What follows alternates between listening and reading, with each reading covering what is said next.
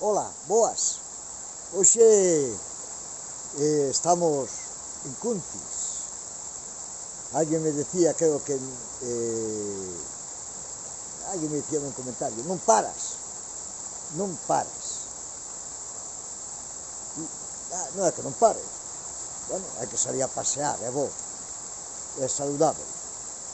E ademais pasear en sitios tranquilos pois máis saudable aínda, sí? Porque, quen facía o comentario era Loli Iglesias, unha amiga de fai moitísimo tempo. Un bicazo para ela, e para vos todos. Sí? Agora non se poden dar bicos, hai que conformarse con facer gestos e cousas así. Bueno, un bico. Estamos cerquiña, os que veñan a Cuntis todos conocen Castro Landín. Bueno, pois ao lado da carretera de acceso, que vai para Castro Landín, baixa o río da Patela. E o río da Patela esconde uns tesouros increíbles. Entre eles, dúas ferventas. A primeira que vamos encontrar é a das Campanillas.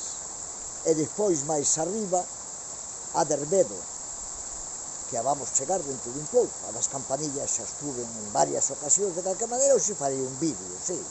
Farei un vídeo, porque daquela non había vídeos, ni había cousas destas nas redes.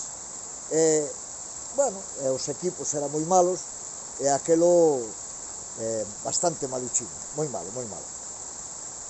Pero agora pareime, porque a mitad de camiño, entre unha e outra, temos un tesouro que eu non sei como definilo.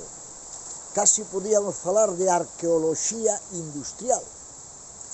Había unha central eléctrica, unha central que coa auga deste río, pois generaba corriente. Supoño que para aquela, para a aldea de Cuntis, tiña unha máquina pequena, polo tanto, debería de abastecer a unha población pequena.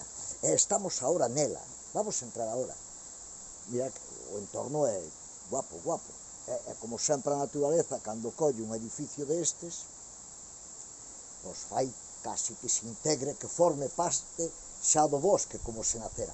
Pero, bueno, esta ten unha curiosidade, moitísimas centrales pois foron desguazadas, perderon a maquinaria, o saqueo tamén levou todo o que había nelas, e esta, pois, exceptuando que moitísimos anos despois, pois a prove se foi desmoronando, todavía conserva parte da maquinaria. Acabo de entrar, e aquí vedes que está parte da maquinaria que producía a luz eléctrica.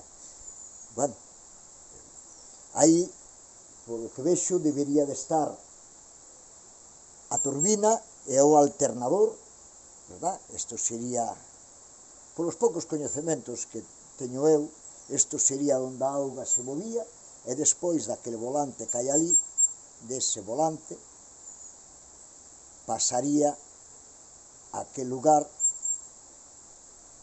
no,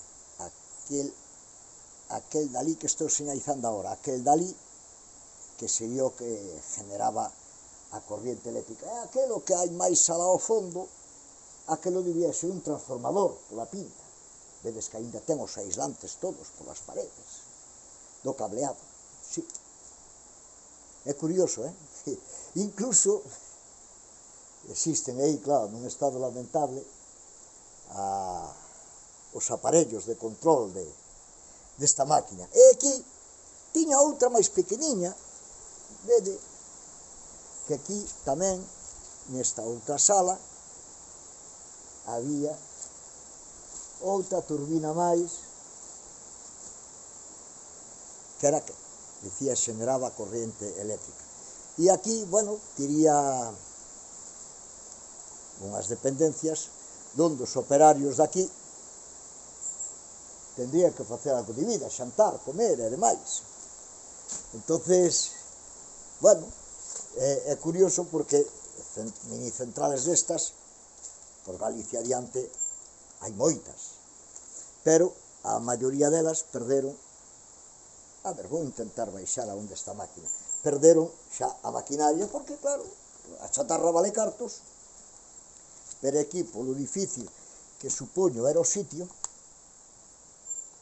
Pois, mirade, e aquí estou, ao pé da maquinaria. Polo difícil que era o sitio, pois non a puderon levar. E por aí tamén parte desta maquinaria. Aí está un reostatos e todo, o sea, isto é arqueoloxía industrial, sí, sí. Recordo que en Portugal, agora non recordo o sitio, pero sí hai un traballo dela que metera no blog, había unha máquina, unha pequena central, eu hasta creo que era no río Bez, sí, por aí no interior de Portugal, e habían reconstruído e posto en valor, e nas ventanas habían posto unha especie de cristaleras, e habían recuperado a máquina, incluso con uns paneles informativos de como era, e aquela tamén conserva a máquina. Esta non hai nin panel informativo, nin nada que explique, non? Pero bueno, aí tendes o que era unha central eléctrica de fai moitísimo tempo.